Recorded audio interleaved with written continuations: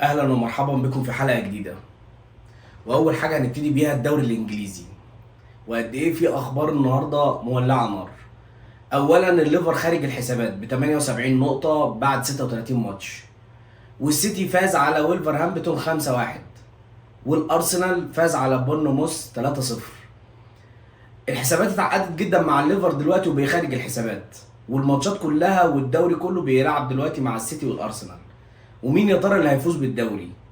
الارسنال 36 ماتش ب 83 نقطة وهو اللي راكب الدوري دلوقتي، والسيتي 82 نقطة ب 35 ماتش. طبعا هداف الدوري الانجليزي زي ما انا بقول عليه دايما العنتيل، عنتيل الكرة الانجليزية هالاند ب 25 هدف.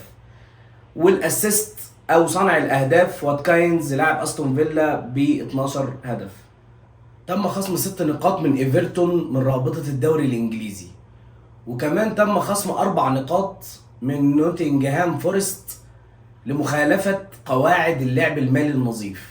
أعلن نادي أرسنال الإنجليزي الخميس تجديد تعاقد مع لاعب الوسط الإيطالي جورجينيو. أعلن الموقع الرسمي للدوري الإنجليزي عن ترشيح 5 مدربين لجائزة أفضل مدرب. الخمس مدربين اللي أعلن عنهم: بيب جاردويلا مانشستر سيتي، يورجن كلوب ليفربول، أرتيتا أرسنال، وأستون فيلا أوناي إيميري، وبورنموث أندوني إيروالا. دوري أبطال أوروبا: بروسيا دورتموند وباريس سان جيرمان. الصراحة أنا يعني الماتش ده أنا مش عارف يعني فعلا إزاي خلص كده يعني. والله العظيم فعلا أنا لغاية دلوقتي مستغرب. ماتس هوملز الهدف اللي دخله دوت، والخطفة اللي خطفها لباريس سان جيرمان، ولويس انريكي قاعد بره هيتجنن، و60 الف كرة في العارضة ويمين وشمال. صراحة باريس سان جيرمان عمل كل ما تتوقعوه في الكورة. والله العظيم انا فعلا يعني لغايه دلوقتي مستغرب ازاي دورتموند يصعد. بس فعلا الاراده والعزيمه وان انت نفسك تحقق حاجه، ده اكبر مثال ان انت تطبقه على دورتموند.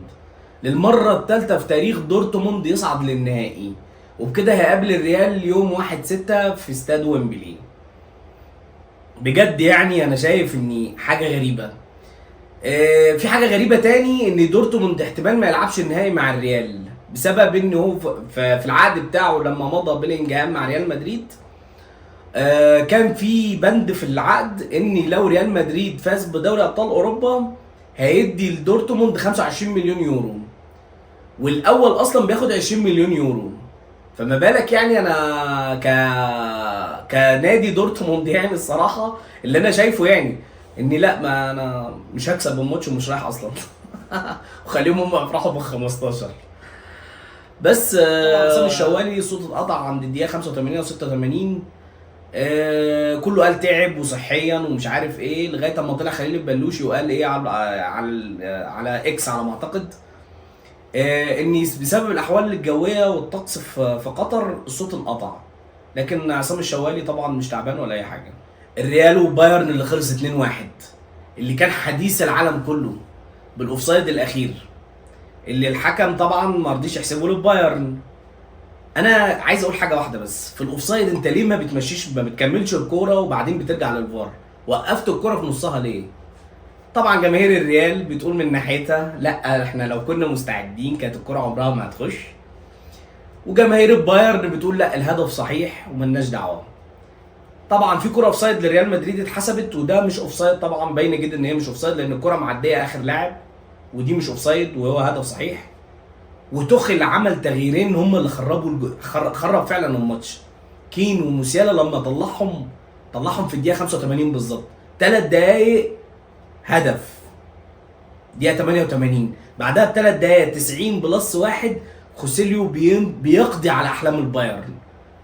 ارجع واقول ان الريال لا محاله نادي بطولات، ونادي عارف ازاي يدير الماتشات الكبيره، ازاي بيقدر يتصرف ان هو يوصل للنهائي، وازاي نادي بطولات يعني.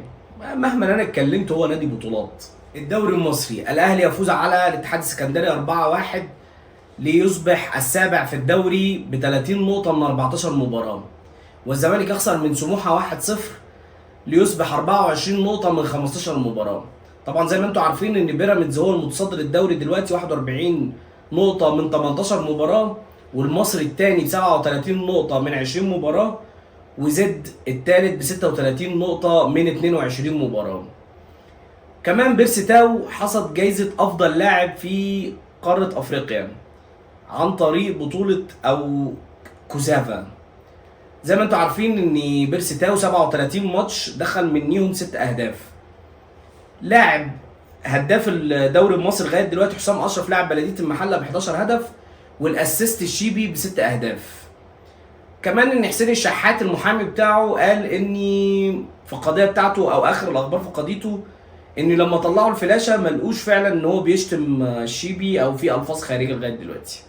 نروح للدوري السعودي، وفوز النصر على الاخدود بيؤجل فوز الهلال بدوري السعودي او دوري الرشد السعودي في الجوله ال 31. هداف الدوري السعودي لغايه دلوقتي كريستيانو رونالدو ب 33 هدف، لغايه دلوقتي بيضرب في الارقام القياسيه. كريستيانو رونالدو فعلا انا شايفه يعني مش بيعجز. بعدين متروفيتش ب 24 هدف، وبعدين حمد الله ب 19 هدف. الاسيست زي ما انتم عارفين نيفيز ب 11 هدف. زي ما انتم عارفين كمان ان المدرب الارجنتيني مارسيلو جيرانتو مدرب نادي الاتحاد جده نادي ميلان دلوقتي بيفاوضه، فاحنا مش عارفين بقى نادي ميلان هياخده ولا لا. انا شايف ان هو مدرب قوي جدا الصراحه.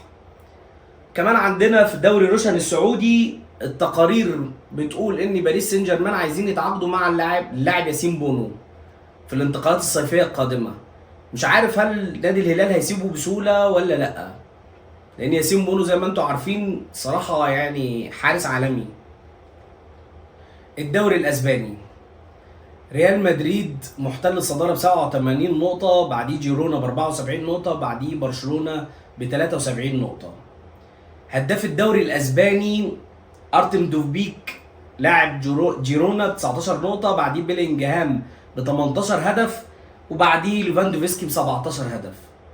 برشلونه تعاقد مع او بيفاوض لاعب ريال بيتيس، لاعب الارجنتيني اللي فاز بكاس العالم وكوبا امريكا، جوردو رودريجيز. مش عارف هل الصفقه هتتم لغايه دلوقتي ولا لا، بس لغايه دلوقتي برضو الصفقات شغاله ولسه بيدوروا عليه. مش عارف هل برشلونه هينجح ويقدر يضمه عنده في نص الملعب ولا لا. مستنيين الاخبار. كده حلقتنا خلصت، واستنوني بقى الاسبوع الجاي في اخبار جديده.